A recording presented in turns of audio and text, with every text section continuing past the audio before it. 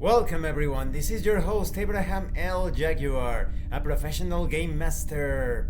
First of all, this channel is proudly sponsored by Dead Tree Studios, the publishers and developers of Dames of Asstoria, a tabletop role-playing game where you play as monster girls, experiencing high adventure in a world that doesn't fully accept them. They have recently released Daughters of Lamb. This is a pay-what-you-want tabletop RPG where you get to play as cybernetic nuns with guns, looking for the missing pieces of their AI god. You will find it in their website. The link will be in the description and in the pinned comment. This channel is also proudly sponsored by the Red Room Publishing. Please check out their store for exclusive tabletop RPG products. They have the MicroRed category of games, ready to play tabletop RPGs with their settings and a streamlined version of the Red system, so they are perfect for pick up and play. You will find it in the description of this video and in the pinned comment as well. Today, I am continuing the review series featuring Cultos Innombrables.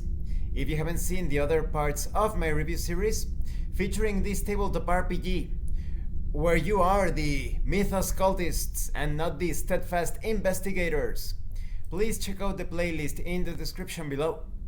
This time we are going to talk about the objects of great power. These are talismans, artifacts, medallions, bracelets, weapons. It could be anything.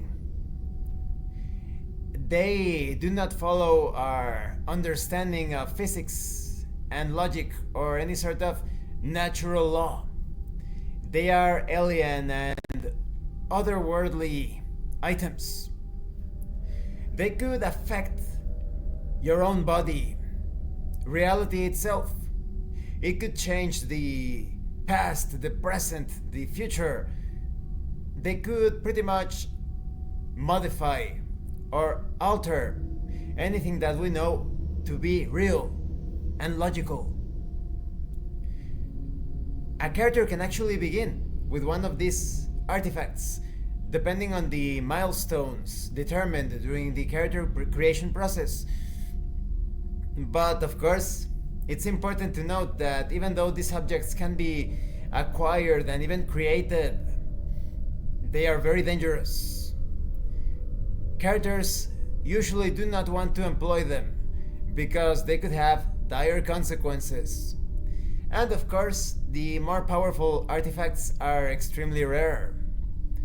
But that is not to say that you should underestimate the lesser objects. You have everything from for example, the Ring of the Dreamer, which allows you to travel into the dream lands. You also have the weapons of the Migo. They may look like strange assault rifles, but their discharges are highly dangerous, much more powerful than your standard weaponry here on Earth. You also have the Crystal of Yog-Sothoth, also known as the Crystal of Lang, which allows you to create windows into other worlds, other universes. And there are plenty of other objects with their background and of course their mechanical information, such as the Dagger of Lang, the Black Horn, the Red Idol, which allows you to cause great violence and thirst for blood and sacrifices. All of these artifacts are not to be trifled with. They are dangerous. They could be used for constructive purposes, but with items with names such as the Eye of Azathoth, you certainly want to think not twice but thrice about using them. And because this is a modern tabletop RPG, you even have the cursed smartphone, which allows you to communicate with beings from beyond. And this concludes this part of the review series.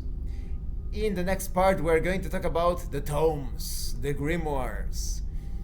I like it that there are some modern objects, such as the smartphone.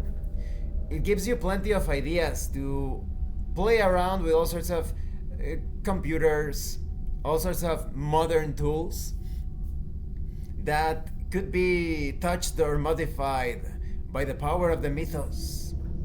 But you also have your ancient objects that could perhaps even surpass modern objects in terms not only of technology, but when it comes to their potential to modify reality itself. Thank you for watching this part of the review series. Don't forget to leave a like, comment, and subscribe.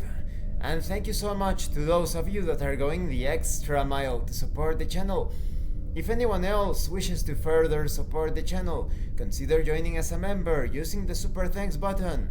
Take a look at the information in the description and in the pinned comment. This has been your host, Abraham L. Jaguar, a professional game master. And remember, in tabletop RPGs, you are not telling stories about your characters. You are experiencing the game world as your characters. Once again, thank you and see you later.